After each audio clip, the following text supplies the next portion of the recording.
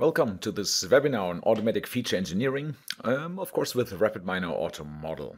And in today's webinar, I'm really excited to talk about this topic because it's very close to my own previous research work. But I'm not going to bore you with all the scientific details, but I would like to give you at least some introduction into the basic concepts of feature engineering, what it is. Some of you might not even be aware that you actually often do some feature engineering already just by using certain machine learning model types.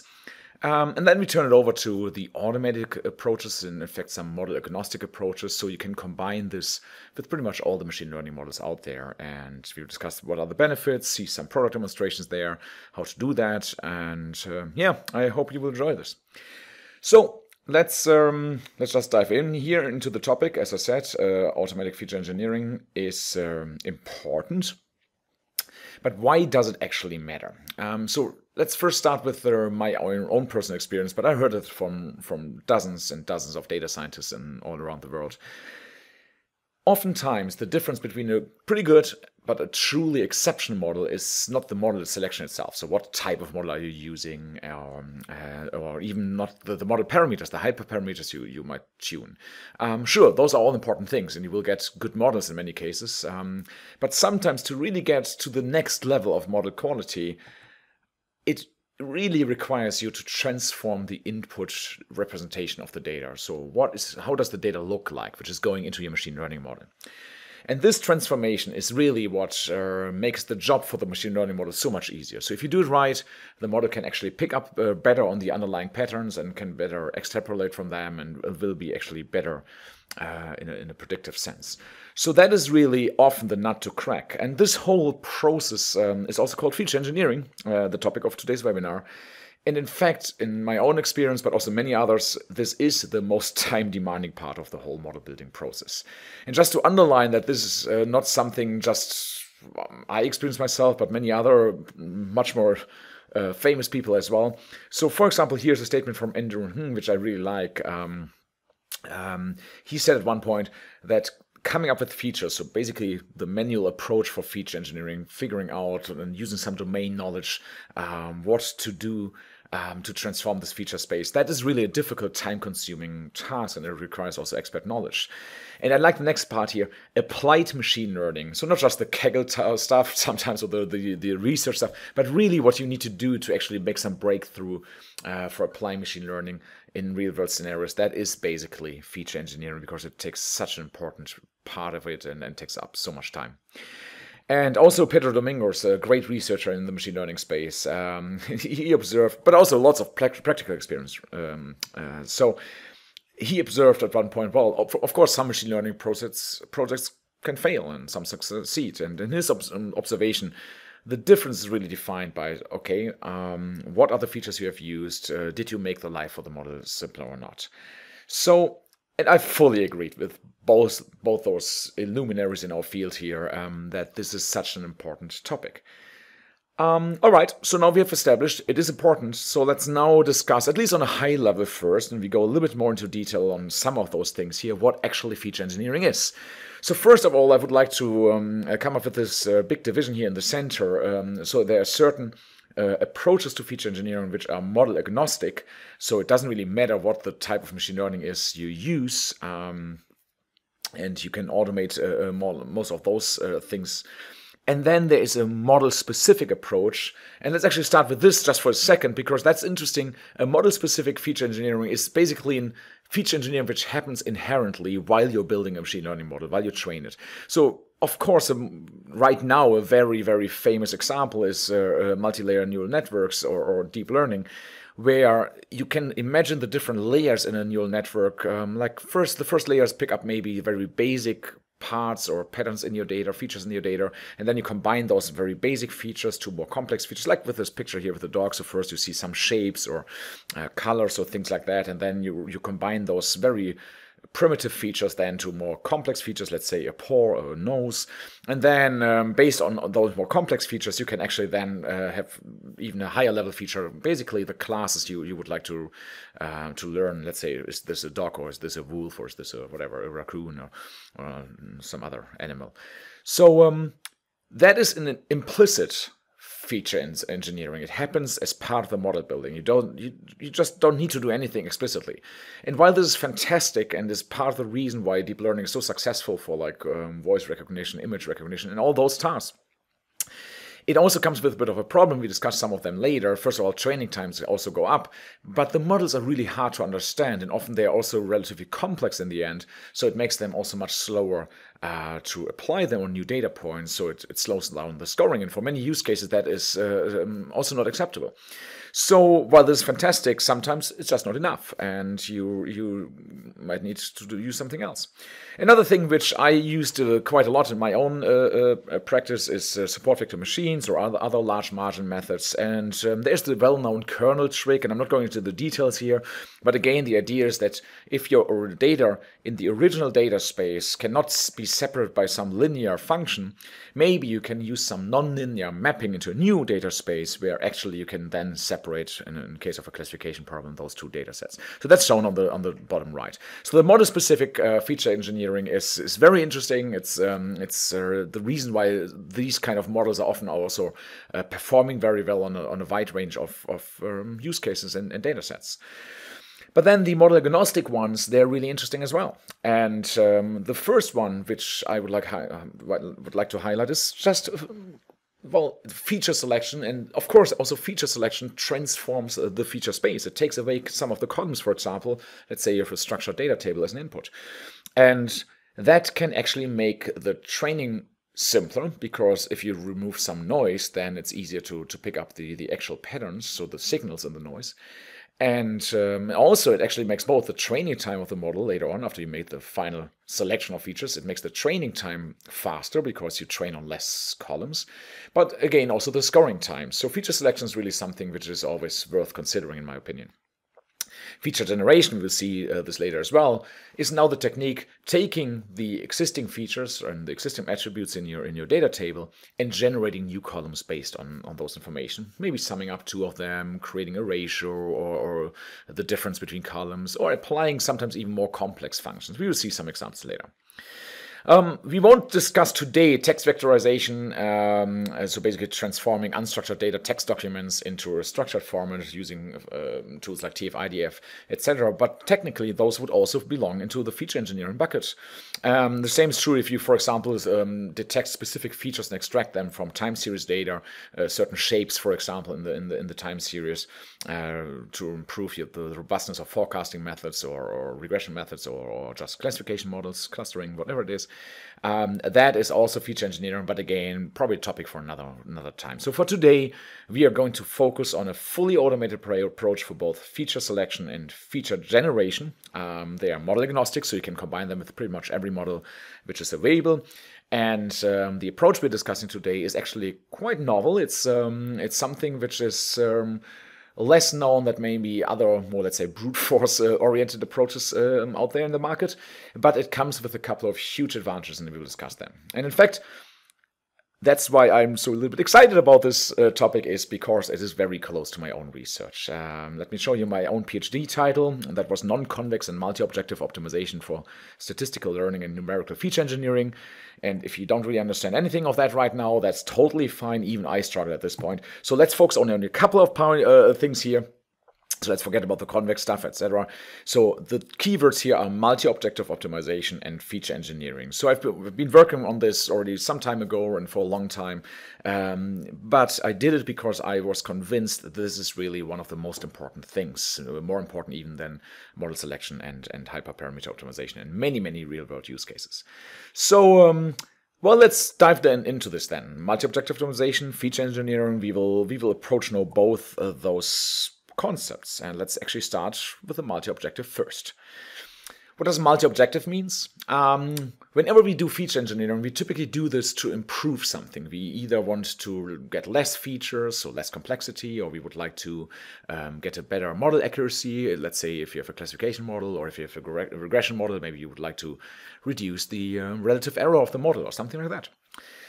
So on this chart here, you see two of those dimensions here. The error rate of a model, let's go with the error rate because that would work for both classification and regression. And on the y-axis, you see the number of influence factors. And that's certainly one of the most simple ways to calculate a measurement for feature space complexity.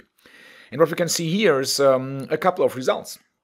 We can see 5 different options for feature sets here. Every feature set comes with a different number of features. So in the bottom right corner, we have a feature set with only 1 column. And then in the top left, it goes up to there, where we use 5 different columns. And you see this shape, this curve here, and that's a very typical shape for all the results here. And the reason why we have a shape like that is because feature engineering is actually a multi-objective optimization problem. And so that means we have 2 different objectives, reducing the error rate of the model, but also reducing the complexity of the feature space. And unfortunately, those 2 objectives compete with each other. So you cannot optimize one without making some sacrifice to the others. And whenever you have this situation, you kind of need to make a trade-off between both at one point. And this trade-off is exactly described by the shape of this curve here. So if you really want less complexity, only go, let's say, with 1 or 2, then the best error rates you can achieve is 0.4 or 0.25 in this case. But if you're actually willing to allow for more complexity, let's say 5, then you can bring down the error rate actually to 0.15. So this is a very typical situation for feature engineering. You have those trade-offs. Both things compete. You cannot get better with your models without actually getting a little bit more complexity in your feature space. But you need to decide how much complexity is still okay for you as well, and what is an acceptable error rate. But the good thing, if you do it that way, with this trade-off, that has a huge advantage because you can actually make this final selection with what model to go and what feature space to go at the end after inspecting all of this. So that's the basic idea of this whole multi-objective feature engineering approach. And in fact, this is not entirely new in the space of machine learning. If you're familiar with some of the more theoretical concepts of machine learning algorithms, you're probably familiar also with the concept of regularization. And the idea there is that more complex models are somewhat penalized to reduce the risk of overfitting. And in fact, we all know this concept as well under a slightly different name, which is Occam's razor. The idea there is if you have 2 different explanations for a phenomenon, often or most times the more simple explanation is the correct one. So getting a simpler solution while it's still explaining things correctly is typically preferred because the simplicity turns out, to be more frequently the correct one. And also in machine learning, we get more robust models. Basically, if the input data changes a little bit, it's not immediately thrown off. So that's regularization, and that is also this penalty for complexity while you want to optimize for model accuracy. And that's exactly what we did with our trade-off here. Although we don't really penalize it, we just see all those trade-offs in a result, which I personally think is even better. Okay. So how can we achieve that? So let's first start with feature selection, because it's a little bit simpler than feature generation, but we'll get there. And some of you might have seen a previous webinar, which I did more on those concepts on multi-objective feature optimization. So in the next couple of slides, you might see some of them again, but please bear with me. I'm not repeating all of that. I just would like to show some of the basic concepts in the next couple of minutes here. Okay, so let's say we have a feature set with 10 features, and we would like to figure out, that's the goal for feature selection, which combination of features work best. And in order to do that, we can represent all our candidates for testing how well they perform with those binary vectors here. And a 1 means we use this feature, and a 0 means we don't use it. So we have 10 of those binary values here. And for this first example, we only use 1 feature, the first one. And then we can train a model on this one, and for example, use techniques like cross-validation or other validation techniques to measure how well this model performs. In this case, for example, let's say this is a classification model, we get a 68% accuracy rate or a 32% error rate. So we get that result, that's fantastic, so let's check the next one. So we just stay still with only 1 feature, but now let's try the second one, and we can again measure the accuracy. Let's say this one is a little bit lower, and so if I would need to pick a feature set with only 1 feature, I probably would go with the first one because it looks like it's performing a little bit better. And so on and so on. We try only the third one, it's even worse. And then at one point, we tried all the 10 different feature sets with only one feature activated. So let's then try to go with 2 features. Let's start with the first 2. Oh, look at that. It's actually a little bit better. Shouldn't really surprise that it's a little bit better because the first feature turned out to be pretty helpful already in the previous one. Adding a little bit more information often is helpful unless this information is noise, then it can actually hurt. So, but in this case, it looked like it helped a little bit, so we have 70% accuracy and so on, until we go through all those combinations and end up with 62% accuracy for the full feature set. And there you see it already. Why is this a good idea to actually do some feature selection? Because if I just go with the original space, I actually get only a 62% accurate model. But we saw, for example, the one in the middle here, if you only go with 2, I get a better model. So why would I use all of them? It doesn't make sense. So now you can think about this for a second before I actually tell you the answer. How many combinations for 10 features do we need to go through? So you saw this block of the first 10 here for only 1 feature, and then how many are there with 2 features, and so on and so on and so on.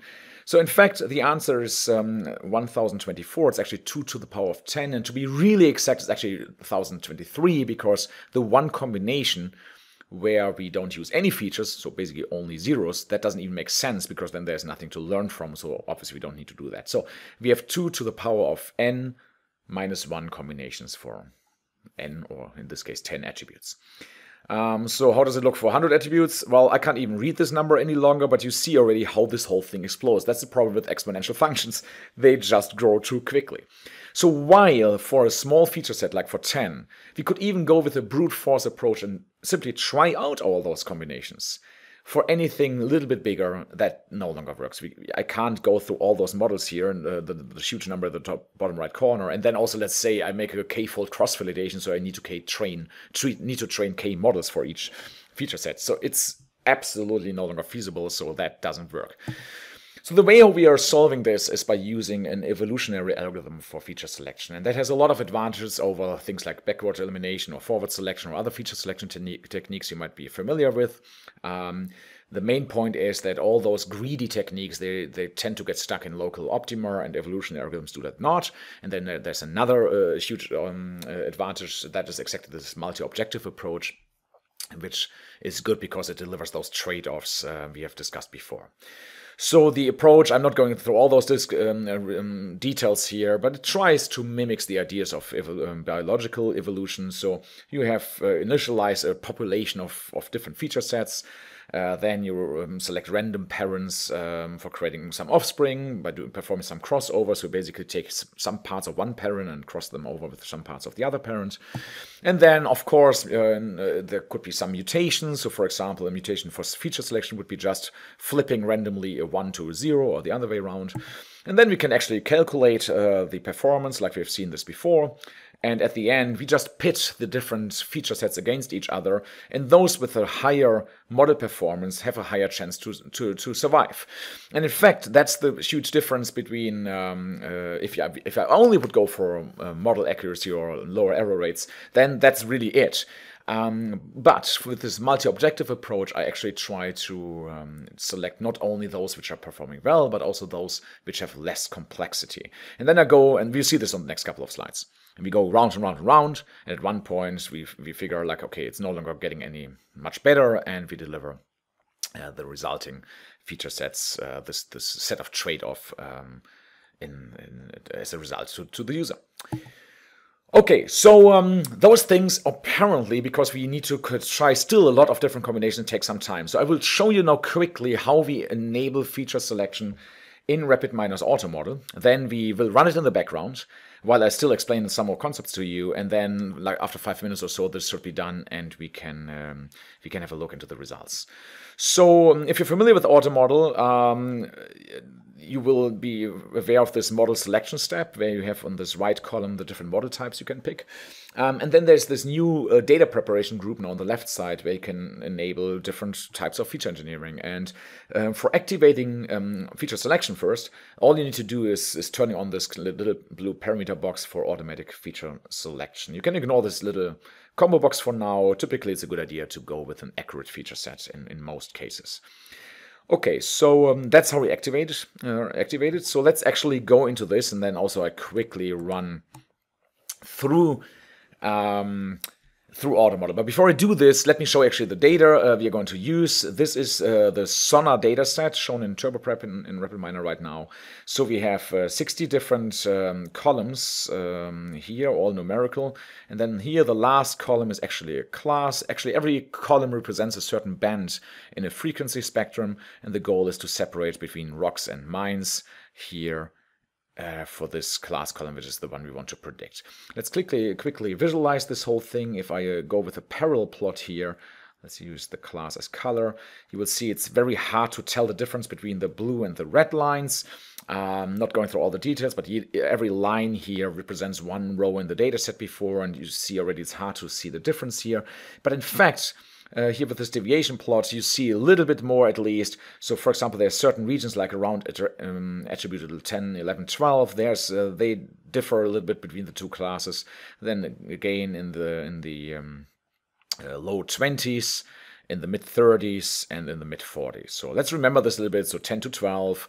Low 20s, mid 30s, mid 40s. So those are the areas which are more helpful. And feature selection should actually identify those errors for us. I mean, in this case, we can just look at it, but in many cases, we can't. So let's actually hand this over to AutoModel. So the data is already selected because I did this from within TurboPrep. So just clicked on the model here. Otherwise, I would need to load it in the first step. And let's now pick the class we want to predict. Yep, that's it.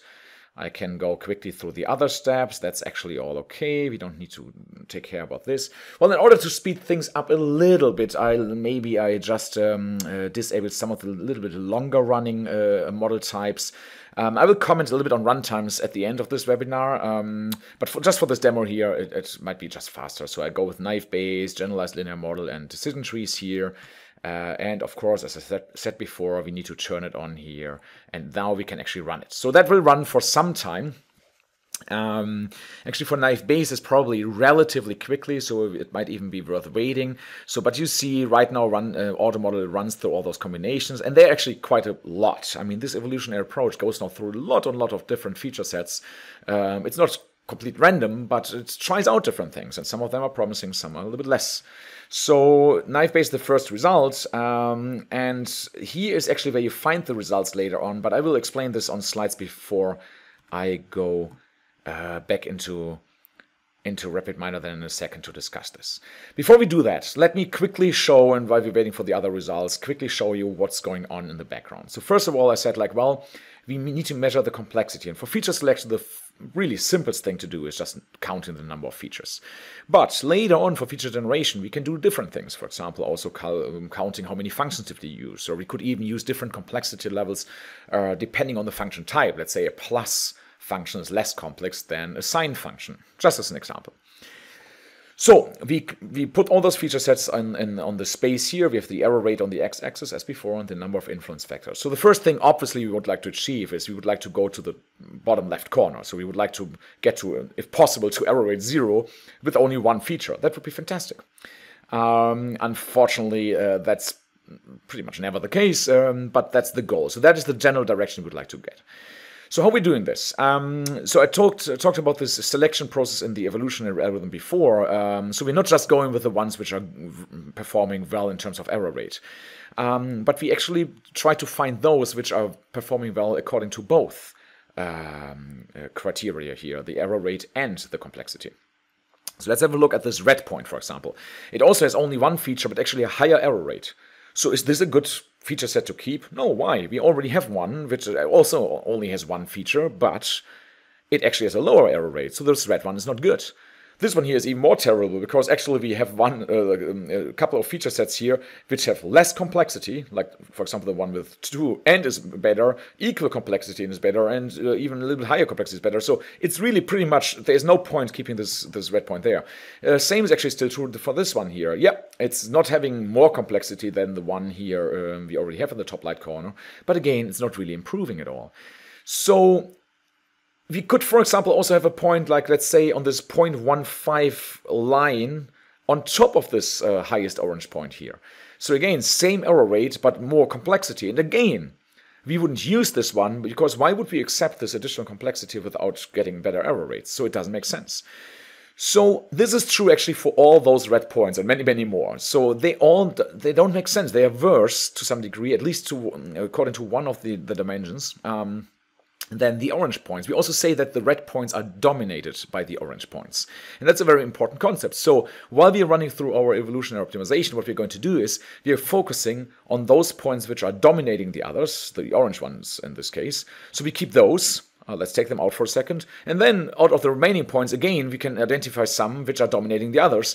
And we can keep those as well. So we get rid of the rest. And you see already by doing this type of selection, we move naturally towards the bottom left corner. And that's exactly how this approach works in a nutshell. The result then, we call a Pareto front. It's really containing all the optimal trade-offs between the error rate and the feature space complexity. Okay, so let's go back into, because that I can show you just live in the product, into the results here in RapidMiner. So I guess, yeah, the others are still running, but let's have a quick look here already in IFBase. So this chart here on the top left is exactly this trade-off chart we have seen before on the slides as well. So we have one feature set, which is the original feature space. It has a pretty high complexity of 60, containing all the 60 input columns. But it's actually not even performing very well. So it has all the data, but it's not really doing a good job. So whenever you click on a point here in this Pareto chart, the feature set is shown here, down here in this little table. So right now here, I clicked on this, it's marked with orange, and I get all the features here. And we see it has an error rate of like 30-something%, so that's not really good. So instead of doing that, we could go down to only one feature, attribute 12 in fact. And by doing just that and get rid of all the noise, we get a much simpler, smaller feature space, obviously. But the model also performs better, so there is no reason to go even with this very complex one if such a much simpler feature space delivers even better results. There's other advantages. For example, you can train the model faster on only one column over 60 columns. Often those models are also more robust. And definitely they are easier to understand, because if the model only uses one feature or 60 features, makes a huge difference if you try to inspect the models and understand that. And model understandability obviously is a pretty important topic right now in our space. But if I add a little more complexity, so for example here, click on the next point, I add them with two features, we get, well, two features. And also note that now we get attribute 11 before we got attribute 12. But the interesting thing is, you remember that I mentioned the ranges between 10 and 12 are important, low 20s, mid 30s, mid 40s. So here, with this one, we cover already two different ranges, the 10 to 12 and the mid 30s. Let's go to the next one. Now we cover the 10 to 12, mid 30s and mid 40s. Next one. Again, 10 to 12, mid 30s, mid 40s, and so on. And the models get slightly better. Let's go to the ones which is actually used here, which has 10 features, those here, and they really cover all the relevant areas in those different feature ranges. And that is exactly the power of this multi-objective approach. You can, even if you wouldn't have been knowing this before, because sometimes you can't just see that in plots, you can still build this understanding by looking into this and see like, what are actually important features, or in this case even feature ranges, and which ones of those need to be represented. So the other models are done as well. Linear regression actually was running for quite a long time, but let's have a quick look into those results as well. As you can see, for linear regression at least, it also starts with attribute 11, not 12, but the same range here. But in this case, actually, it performs a little bit less good than the original one containing all the 60 features. But already the one here, the next one, mid 40s and 10 to 12 again, is already outperforming the original space. And then the final one again is a set of like 8 features or so, covering all the different areas here. And the same is true for the decision tree as well, starting with only 1, 10 in this case. And actually, it really ends up with a much simpler model in this case, which still performs very well in this dataset. Okay. So we have seen that. That's good. So let's now actually move on to feature generation. So feature generation is something different, obviously, than feature selection. We generate new attributes out of the existing ones, and you can combine them to do both in this at the same time. And that's actually what is also a huge advantage of this novel approach I'm presenting to you today. So why is this, for example, useful? Well, let's say you are looking for good opportunities for buying land. A very simple example here. And you have the attributes length of the lot you would like to build houses on or something, the width of the lot, the price, and if you bought them in the past. So basically like a class. Is this a good deal for you or not? So length, width, and price. Well, those three features alone actually are not super helpful. So you're better off creating new features based on this table. So first you could create a new column called, let's say, area, which is length times width. And then you could create another column, let's say price per square foot or something, which is the price divided by area, the other one we already generated before. And if you do that, you actually end up with a different feature space, which makes it much simpler for the model to actually make this decision here. So I know it's a very simplistic example here, but this kind of things actually happen. Not always, but if they do happen, and if you can't come up with this idea yourself, maybe because you're lacking the domain expertise, maybe because you have the domain expertise and still didn't come up with this idea, then your model will have a harder time. So again, it's not always useful in all use cases, but it's often worth a try to see if there's maybe another nut to crack and really get to much better results then. Okay, so but adding new columns again adds complexity to the feature space, and adding new columns by using even more complex features even more so. So, and if you do that, you would, and actually, and this is a problem in the early days of machine learning, many people try to use genetic programming for that, and it often failed. And the reason was something called feature bloat happened, where you just generated too many things which looked helpful, but it just have been blowing up the complexity of the feature space. But with this multi-objective approach I'm describing here, that actually cannot happen. Okay, so let's have a look at a little data set here, and then again I will start it in the background so it can run in the background while I explain a couple of concepts to you while we're doing the calculations.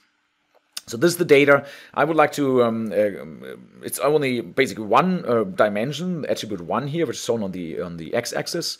And the label, so this is a regression problem in this case, is the curve you see on the screen here right now. This is the one I would like to predict. So you see it's definitely not a linear function. There is this kind of like strange peak in the center, and it goes up on the right, and it goes first up but then down on the left side again. And yeah, so that's a nonlinear function, strange peak in the center, and there also seems to be some noise. Plus, we have 3 more columns. You see this in the selector on the left side. We have random 1, random 1, and random 2, and those are actually also confusing the model. So that's the data set we would like to predict. And if we would just use a linear model, for example, in this data set, without any feature engineering, then, well, the linear model is doing the best it can. It puts a linear, curve in across the data points here, but it obviously doesn't get the shape of the curve, and it also gets confused a little bit by the additional noise. And this all leads to the situation that the relative error in this case is 39%, relatively high.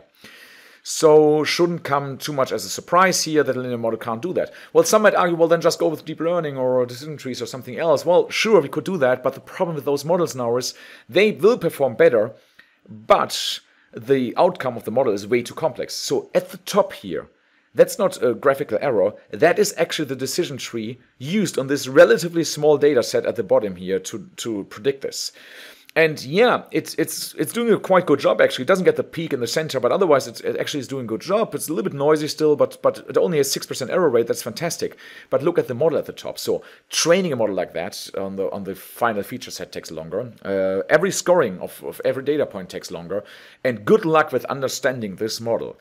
And if you think now, well, then let's go even with gradient boosted trees to bring down from 6% to 5%, fine. Then you have 200 of those models there at the top, and understandability is completely going down the drain. So, and the same is pretty much true for deep learning and some other complex model types.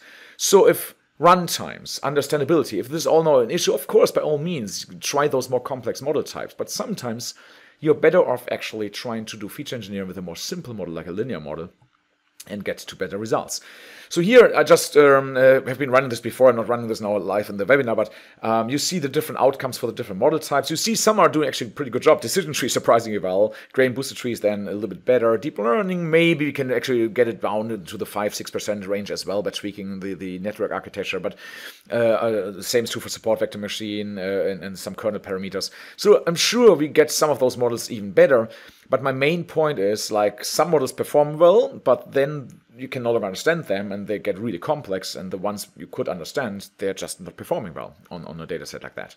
And that's without feature engineering. So how do you enable feature generation in AutoModel? Well, after you have enabled feature selection with this checkbox on the left, there will be another checkbox now enabled which you can turn on, which is then called automatic feature generation. And again, for now, just ignore this little combo box below there. Typically, I would recommend to go with a medium function complexity that delivers quite good results in most cases without going completely cray with a couple of strange I don't know, let's calculate the sine function of the logarithmic of the whatever. I mean, you can do that and try, but often medium is a good balance. Okay, so let's do this in RapidMiner.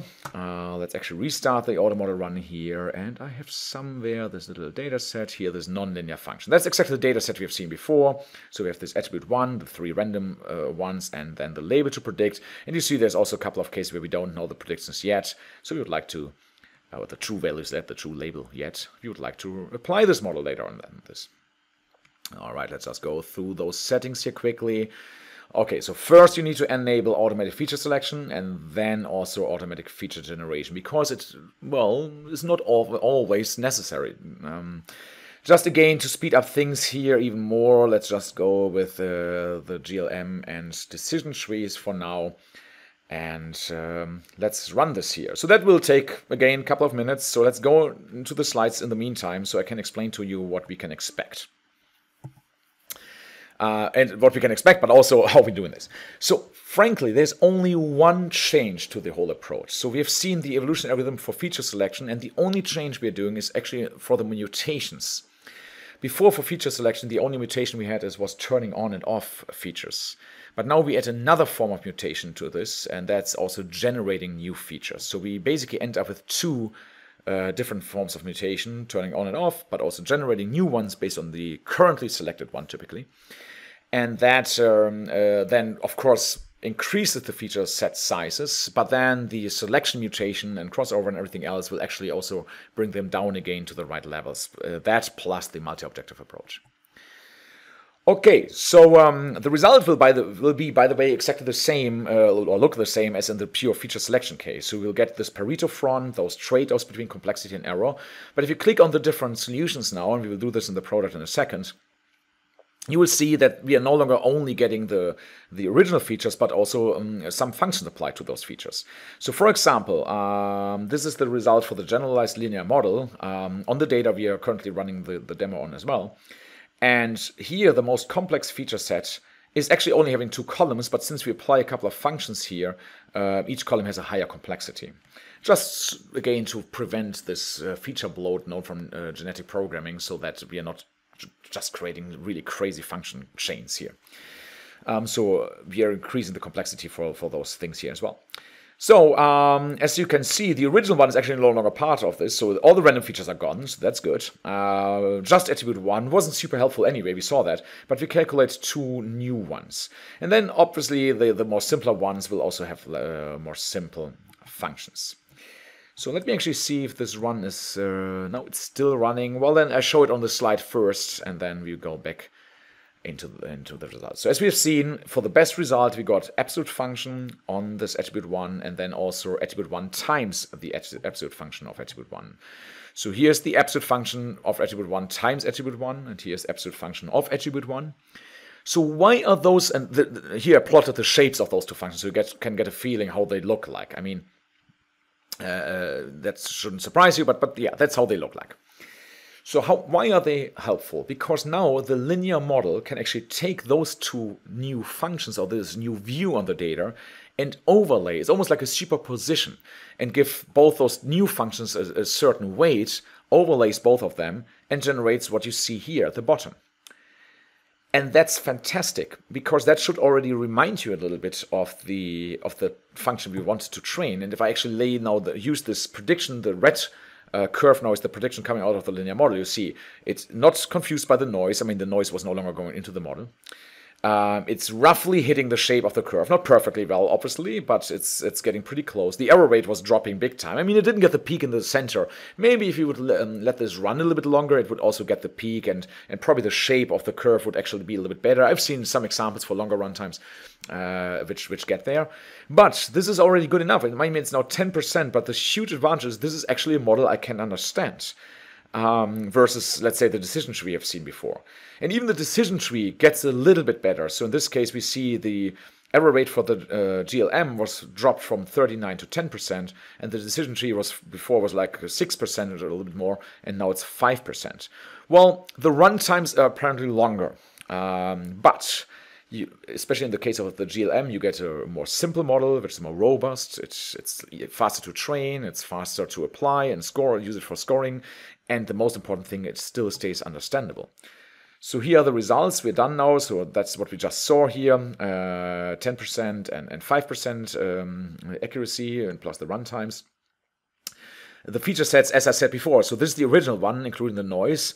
Well, if you only go with one feature set, well, then just go with attribute 1. That's better than using the noise. Okay, good. That's already important to know. But then again, and that's why I love this trade-off navigator so much. You get, typically your columns are not called noise. You wouldn't know that this is just noise, okay? So you can just navigate through this and see what is important. Okay, that's the most important one. Okay, fine. But then I can actually calculate the square root, let's say, of this, and that already helps a little bit. Or I go with the absolute function and just the original one, and that helps a little bit as well. Or then the final result we have seen here. And then if you have a look at the model, again, it's like a much simpler linear model people can actually still understand, while that would not be the case in other cases. You see the data here. Let's actually go quickly over to TurboPrep again, just so I can create a chart of this. You saw the result already before, but so this is the function we want to predict. This is the original attribute that's actually no longer used. That's the absolute function. That's absolute function times the original attribute. That's the prediction. And that's the prediction in red, and the label we want to predict in blue. So that's exactly the result we want to get. So before I wrap, you saw a couple of cool things, I guess, already. So this trade-off navigator, the fact that you get those trade-offs, the newly generated features, that's all fantastic. But I would like to summarize some of the things which are happening under the hood, but makes this whole approach really special. So the first thing is, yes, it takes some time. Okay, feature engineering is, as Andrew and Pedro Domingo have said, and we saw this on the slides, is the most time-consuming thing. And it typically it can take months of your personal time if you do it yourself. So yes, it also takes time if you follow or use an automated approach, but it's still much faster than doing it yourself. But here's the thing. This novel approach I have presented to you here now actually delivers all those trade-offs in only one single optimization run. You could obviously also just define like, hey, give me the best results for one feature, the best results for 2 features, for 3 features, and so on. But then you would run multiple of those optimization runs, and it would take even longer. And you wouldn't even know if 1 is a good number or 5, or maybe you should stop at 10 or maybe at 50. You can't know that, but as a side effect of this multi-objective approach, you get all the results and you can inspect them after this one single run at the end. So you wouldn't even need to decide what level of complexity is the right one for you. You will get this actually as a result of this approach. And that's truly exciting and game-changing here for automatic feature engineering. Well, oftentimes actually, you will see that the models are not much better than not using any feature engineering at all. And we saw this a little bit for the generation example here, that the GLM plus feature generation was not much better than, let's say, a decision tree without, or deep learning, or others. And that's okay. But after you went through this exercise, you are often in a situation that you say like, well, look, my linear model now, much simpler, it's easier to understand with a couple of features, is not much better, maybe also not much worse, but it's maybe equal to a more complex model. But after you figure that out, training that model, using it as a model for scoring, will actually all use less computation time. And it also will make your model often more robust because the feature space is simpler. And that is another really, really, really nice side effect of feature selection or sometimes even feature generation. Even if the model accuracy or the error rate doesn't change a lot, the complexity of the model, or the lower complexity, is actually still beneficial. So if your, let's say, time allows, if you want to give it a try and have an hour to spend, it's often good to do this just to see like, well, maybe you can get equal perform models, sometimes better performing models, but at the same time simpler models. So it's also will pay off in terms of computation time. A thing I didn't show here, and it's actually also not in AutoModel yet, but I did some research on that in my past, and it will be part of AutoModel very soon as well, is that you can use this approach also for unsupervised learning. And that is truly blowing many people's mind, because this generally is considered kind of like an unsolved problem, but we actually could solve that as well. So, and it will be part of AutoModel very soon, so stay tuned.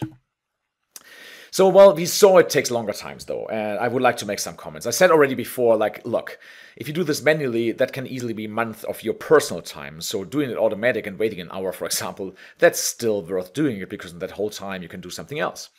But I would like to explain to you why that is the case. So normally, if you do an AutoModel run without feature engineering, we still calculate like hundreds of different models for you and show you the best performing models and model variants, and then we go through parameter optimization. We do all of that for you. But the second you turn on automatic feature engineering, we actually go easily through 100,000 and more models in one AutoModel run. And that's the difference. If I go through 500 models or through 100,000 models, it just takes longer.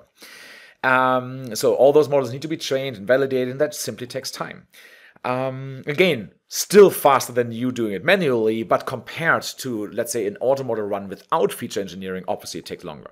So we actually put in some time limits, because it's at certain points, it's just not worth running it much longer, because it doesn't change much more at a certain point. So typically it will never run more than approximately 1 hour than the AutoModel run without feature engineering turned on. So if you get the results, let's say in 10 minutes without feature engineering, you turn it on, it should not be run much longer than an hour and 10 minutes typically. So that's what you can expect in additional runtimes, but you will always see much longer runtimes the second you turn on for automatic feature engineering. But we still believe it's absolutely acceptable, this additional hour, compared to the manual time it otherwise needs. And also keep in mind that from our usage data, we can see that the average AutoModel run is only 6.5 minutes. So it is already a very, very fast solution to get to good models anyway. Now, if you think like automatic feature engineering might do the trick for actually getting simpler models or better models for you after you did some prototypes, figuring out what model types work at all in those first 6.5 minutes on average, it might be worth to add this additional hour. So that's what you can expect and should deal with. So yeah, as I said, especially for smaller data sets, that can be significant. I mean, if the normal AutoModel run is already without feature engineering, let's say 10 hours, and now it's 11, I mean, that's not much of a difference. But for smaller one, we will tell the difference. We saw that in the demos before. So be prepared for that. Get some coffee, but at the same time, additional insights, all those interactivities between the features, which is great.